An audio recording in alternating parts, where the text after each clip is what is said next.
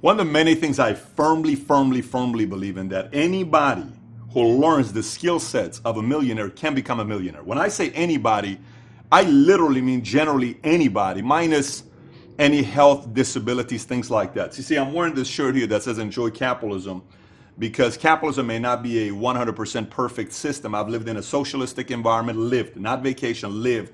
And I've lived in a dictatorship environment. I've lived with family members who were, half my family were all communists and an imperialist. I believe in capitalism, and many of my followership who follow these, the content on valuetainment from all around the world, 220 countries that follow this content, you will know I will constantly encourage people to study this system, this model, because it works effectively. Now, some people don't like that, but it's what I believe in firmly. And you know, when people say, well, you don't understand, I didn't come from a rich family, I didn't come from a rich family. My dad worked at a 99-cent store for 15 years. My parents got a divorce. My mother had to go back to Iran because she ran out of money. I'm a welfare child. I joined the army. I had a 1.8 GPA. I'm the last person in our high school. You ask any one of my high school buddies, will tell you I'm the last person anybody would have ever expected to become successful. But because I one event, father having a heart attack, going in the hospital, seeing him lose 40 pounds, one event made me completely change this guy. And not temporary change. A lot of people change temporarily. I'm going to get into my message here. I'm talking permanent change. I know a lot of people that will work hard for 90 days and then they go back to their bad habits. They'll exercise for 90 days, then they go back to their bad habits. They'll keep a good diet for 90 days, then they'll go back to their bad habits. They'll read books for 90 days. Then I'm talking permanent obsession change that is going to last with you for 10, 20, 30, 40, 50 years. That's what it's going to take to be able to make the kind of money that millionaires make. The money's out there. The money circulates. It doesn't stay in a place. This money that I have right now in my pocket, I want you to think about this here. This $200 here, guess what? Ask the question, how many people you think this has touched? How many people has this touched? How many people? It touches thousands and thousands of hands have touched this. And it's with me now. I can choose to do whatever I can do with this $200, but it's going to keep circulating. And eventually, hands end up getting the most, those who learn the skill sets of attracting this and retaining it and growing it. That's what I'm going to talk about here with you today. I did a video a few months back. It was titled How to Really Become a Millionaire. Entrepreneur put it up. It became the #1 video on Entrepreneur's YouTube channel. And then for us, it's done very, very well. Let's, matter of fact, put a link on here on the bottom. It's called How to Really Become a Millionaire. Let's put the image as well so people can see what it looks like. Today, I want to talk to you about the 11 skill sets that millionaires master, okay? And I'm going to get very detailed about this on these areas for them to master. And then you got to make a choice yourself that whether you want to kind of pass up on this and just kind of say, oh, great video, Pat, phenomenal video, man, as usual, great content. To me, what I love the most is, the type of messages I love the most is when a guy sends me a message and says, I started watching your videos about a year ago, and I followed all the content that I've never missed a single video. I've watched every one of your videos. A year ago, I made $7,000. This last month, I made $93,000 in a month. I like that. I like it when somebody tells me our company grossed $3 million last year. This year, we're on track to grossing $13 million. Those are the messages I like to hear because they're implementing and growing. So you will get the content. It's on you to implement it. So let's go through #1. And by the way, I'm assuming you automatically have to have work ethic. I'm not even going to put work ethic as a point because it's not a skill set. It's a mentality. But if you don't work, none of these things are going to affect you in any possible way. Maybe a little bit, but not dramatically. Let me get right into it. #1 skill set that generally millionaires master is persuasion. And let me explain to you what I mean by persuasion. What I mean, they master. Persuasion to me is on many different fronts. One, they have to persuade their family that I'm going to go become an entrepreneur. Please support me. They have to persuade their wife if they're married, their husband if they're married. They have to persuade their kids, parents, peers. They have to persuade investors. They have to persuade an employee to want to come work with them when they're small. They have to persuade a group of salespeople to want to come and sell their product. They have to persuade people on why their product is a special product. They have to persuade why their industry is a special industry and what type of an impact it's made in your life. You got to learn how to persuade people. You got to learn how to persuade when they're selling a customer, when your product may not yet be at the level you want it to be. You need to learn how to persuade investors on why they ought to invest into your company. You need to persuade executives and talent who are with established companies. Why should they consider even working with something like you, working with an entrepreneur like you who is maybe not established yet? Maybe you're not there yet.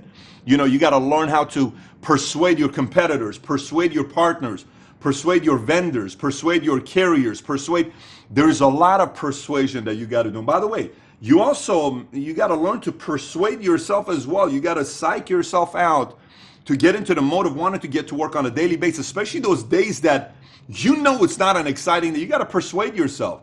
Persuasion is one of their skill sets. You got to persuade when you learn how to negotiate. Negotiation is a form of persuasion. Learning how to sell. If you don't know how to sell, kiss entrepreneurship goodbye, because selling is a form of persuasion. Negotiation is a form of persuasion. Speaking from stage is a form of persuasion. Not everybody speaks the same style, but everything there is persuasion. Number one skill set I put up there is persuasion. Number two, let me tell you one thing that most millionaires master is reading people. Reading people, and I'll tell you what I mean by reading people. Okay, the reason why millionaires end up generally becoming good at reading people is because they've been ripped off, backstabbed, lied to, cheated so many times that there are a lot of signals that they see a trend and saying, this person's like that, it reminds me of this person. You got to learn how to read people. You got to learn how to read a customer. You got to learn how to read an employee. You got to learn how to read someone who is absolutely full of it. Sometimes I get surprised how some people who are pretty successful, they're making $120,000 or $300,000 a year, how easily they fall for the trap of somebody who's full of it. Like, how do you not read that sometimes, right? You got to learn how to read it, and a certain level of paranoia when you're reading people. And then also, when I'm saying reading people is not just on the negative side, reading people on someone that's truly, you did something wrong and you need to go out there and do something about it. You need to read people that need you to make a right effort to take care of them, you to make the right effort to, treat them in a way that they need to be treated. That's also reading people. Another one is, when I say reading people, is being able to think what a customer is going to need now, and what a customer is going to need a year from now, 3 years from now, 5 years from now, and reading them. Being able to read a person that starts with your company at an early stage, and what were they thinking about when they were at your level, at a new level. You're not speaking to them from your level. Millionaires, they got to learn how to read somebody at that level and give them the belief that they need at that level, versus somebody that's been around a little longer that needs to kind of man up or woman up or mature as an entrepreneur, and they're not. They're just treating this as a lollygagging with the industry, and that's a complete different conversation with that person. Say, grow up already. You've been in this thing for 5, 10, 15 years. What's next? You're going to be like this your entire life. So reading to know when, where, who, what, when. They eventually become very good at reading people. Number 3, this one's going to sound strange to a lot of people when I first say it, but it'll make sense to you here in a minute. It's called sharing the wealth. Hang tight. This is not a hokey, corny type of thing. I'll explain to you what I mean by sharing the wealth. The people that I've met who have created lots of wealth. I live in a nice community, and I go to the guy across the street. He's a guy who was part of a technology software company. He was one of the many guys that became very wealthy when this company was bought out.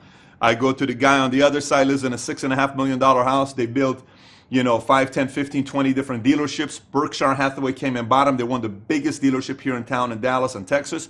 They bought him out. He was one of the many people who all experienced a lot of wealth, and they made lots of money. I go and sit down with people who were part of startups, and you hear stories of so many people. You look at Microsoft on why they kept growing. Apple, when they kept growing. When Steve Jobs died, most people don't know this, he only owned 0.6% of Apple stock. Think about it. The CEO, the founder, only ended up owning 0.6% of stock. Now, some people will say, well, it's because he left, he went to Next, and he sold that. Okay, I get it. Still, 0.6%. Microsoft, Bill Gates. So many people became wealthy with Microsoft. So many people became wealthy with Amazon. So many people become wealthy. Anything that's ever at the highest scale, wealth has to be created by multiple people. The Clippers organization is owned by a former employee of Microsoft. The Seattle Seahawks and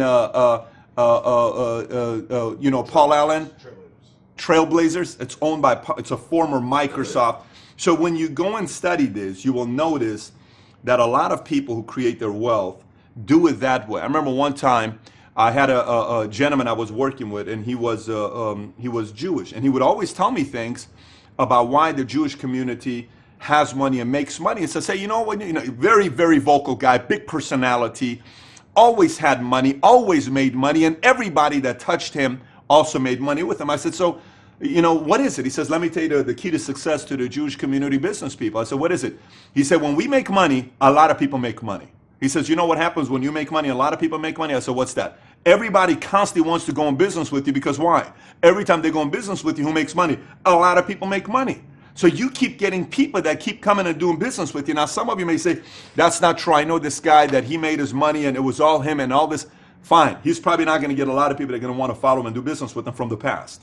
If you generally see that nobody from the past is continuously doing business with a person, it's either that person chose, it's the other people said, when he makes money, only he makes money, nobody else makes money. You got to learn how to share the wealth where you continuously have deals for the rest of your life. Number 4, leverage. It's very critical. Leverage. Millionaires master leverage. They are master at understanding leverage. And I think one of the reasons why they understand leverage is the sooner you learn that in order to do anything big, you need a team, is the sooner you'll start scaling at a very fast pace.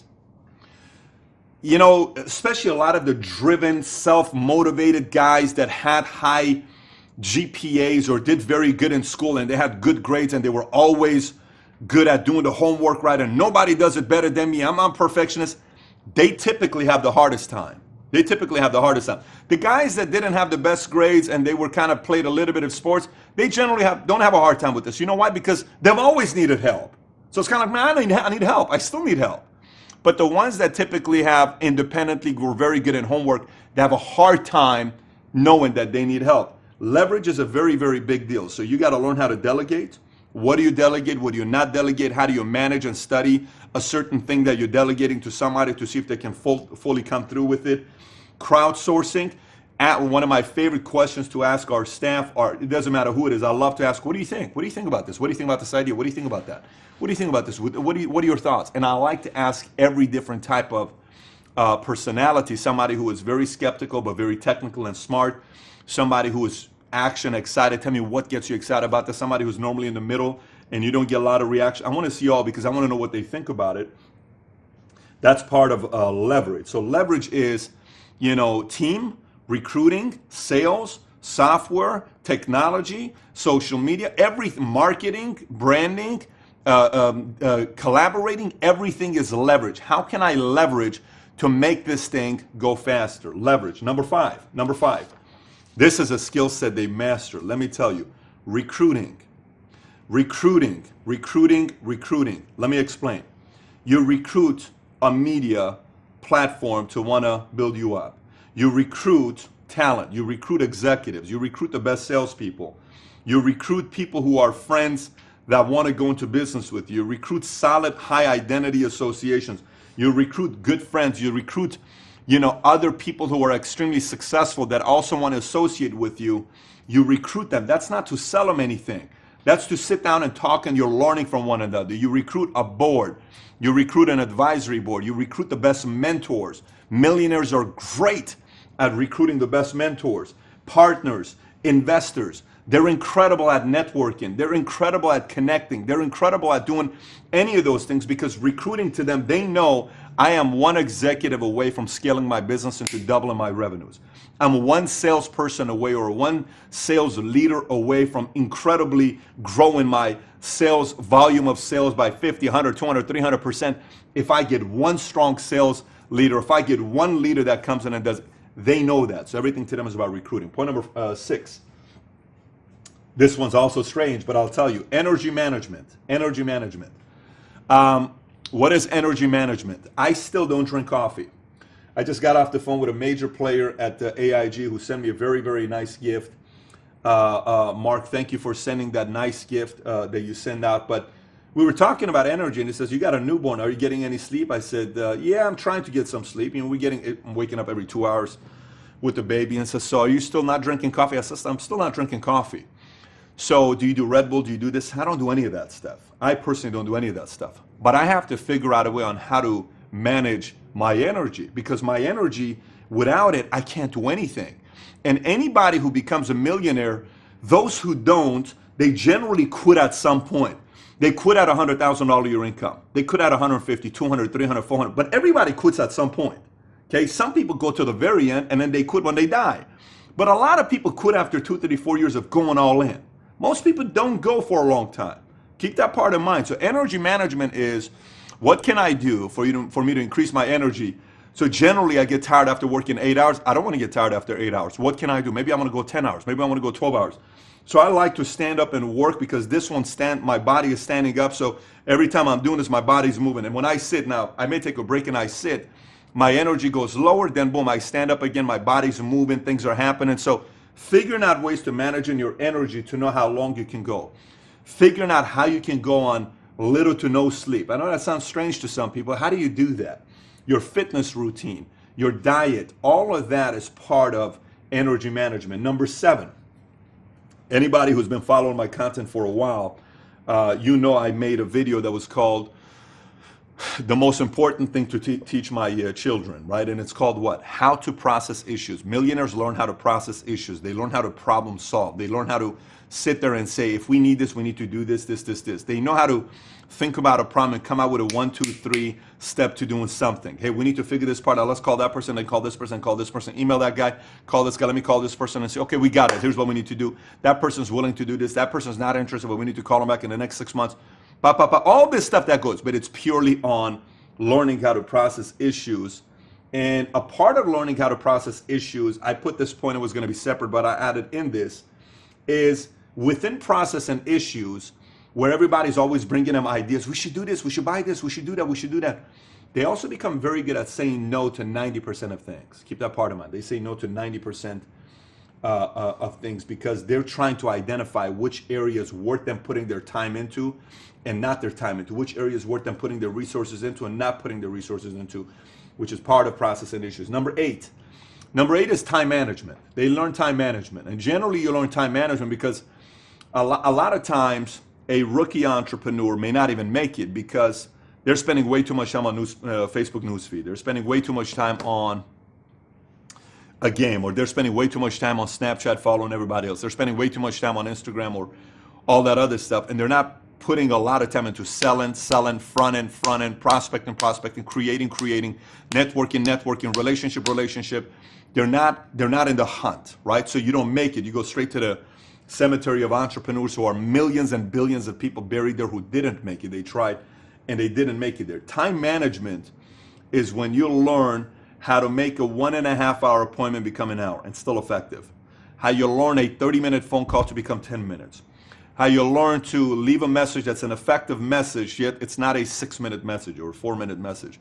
They learn how to say a message in a bit of a faster way. They know what area they don't need to put time on and say, this is relationship. I'm not putting a deadline on this because this is relationship. Because sometimes you can also be the complete opposite with, okay, I got to go. And then the other person is offended by it because they're also busy and you're busy. It's kind of like, listen, I'm as busy as you are, so don't give me this I'm busy type of thing. Everybody's busy at this point.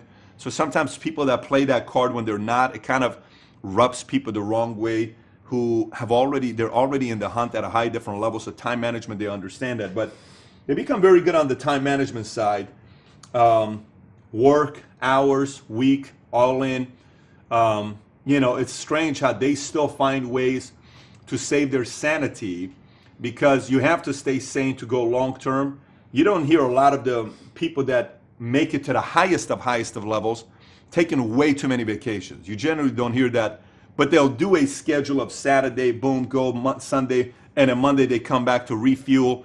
You'll hear them on Sunday being at a spa or a hotel all day and laying out and relaxing.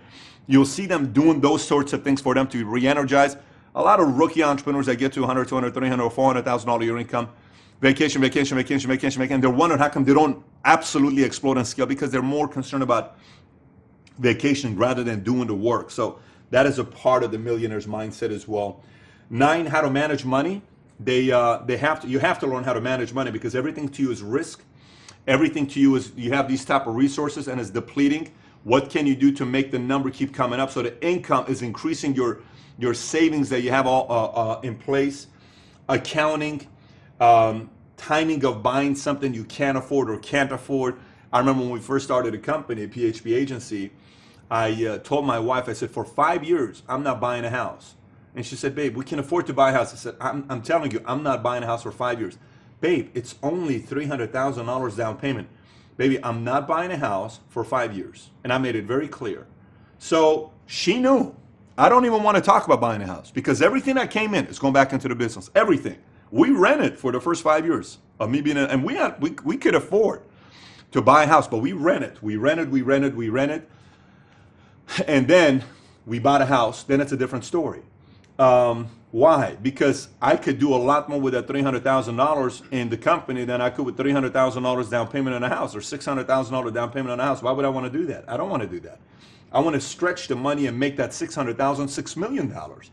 Why would I want to tie that money up to something automatically right now? I don't need to be doing that. So risking it, saving to be able to risk more. One of the things about Apple that they're known for is they're very much about cash. And the reason why they're always been known as stingy or all this criticism that people gave to Apple, they have cash to make decisions. Google has cash to make decisions.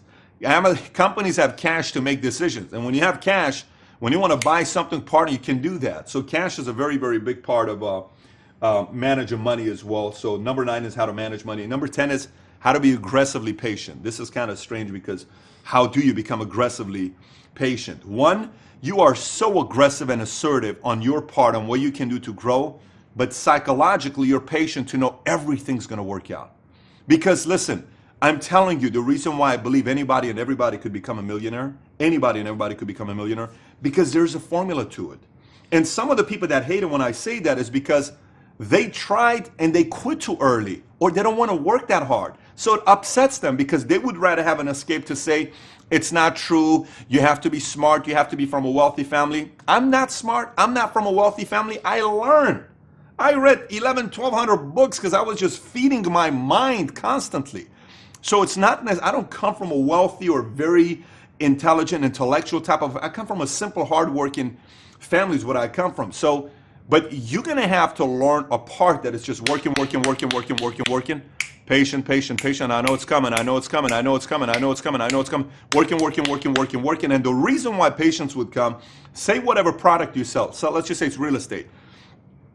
If I know every week I plant 100 new seeds, whether it's for a loan officer that I can build a relationship for him to use me as a realtor, whether it's to hardcore accountants that are working in a market that I want him to refer me as a realtor to their client, whether it's a community of everybody that buys and sells homes, every week I add 100 people to my seed. I'm planting 100 seeds. 2 weeks, that means I have how many seeds? 200 seeds.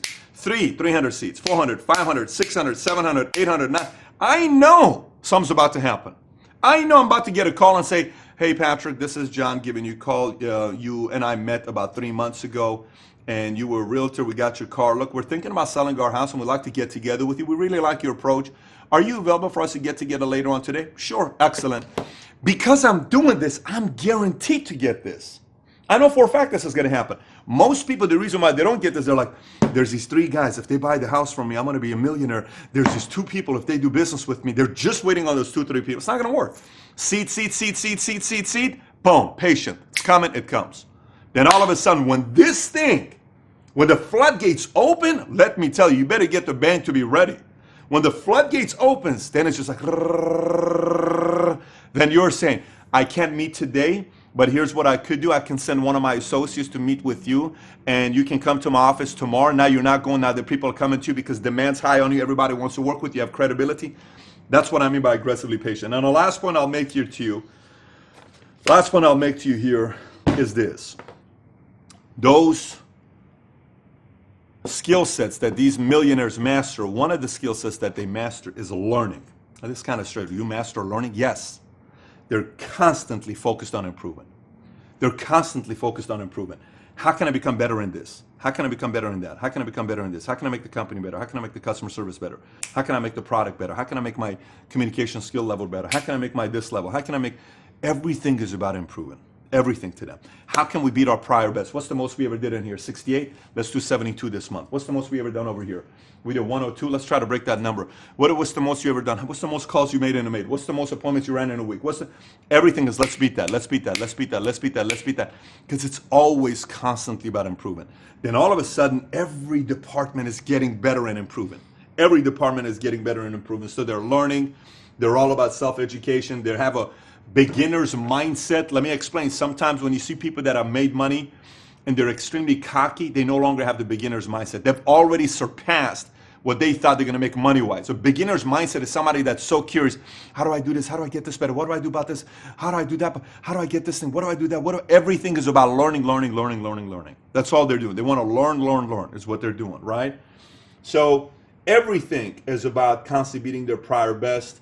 Who do I work well with? Who do I not work well with? What do I need to improve? I need to change this weakness part of my attitude that doesn't work well. This type of people, I need to get better at working with women or men or couples. I need to work better with people who are twice my age or half my age. I need to learn how to work that area better. So those are 11 skill sets.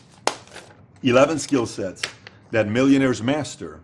And my challenge to you is, if there are any areas here that you want to say, man, I want to get better at that as well, you go seek finding out on what you need to do by being resourceful and finding out how can I become better in this area.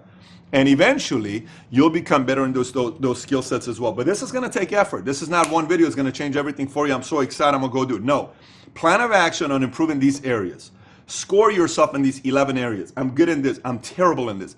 I don't even know what this is. I got to get better at this. Who's good at this? Let me contact this person and get better at it. So that's my plan of action for you guys that I'd like to see you put together to get the types of results that you want to get. But those are the 11 skill sets of a millionaire.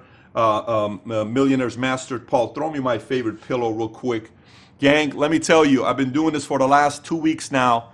Our goal is to get to 100,000 subs on YouTube by August 31st. I'm getting so many great messages. People that are posting our stuff on Instagram, Twitter, commenting on YouTube and inviting other peers and sending it on their newsletter and all this other stuff, which is helping out tremendously. And some of you guys that are going above and beyond, you know who you are. I've messaged you. Thank you for doing that. But we want to get to 100,000 subs. We feel pound for pound we can go against any other YouTube channel on the subject of entrepreneurship.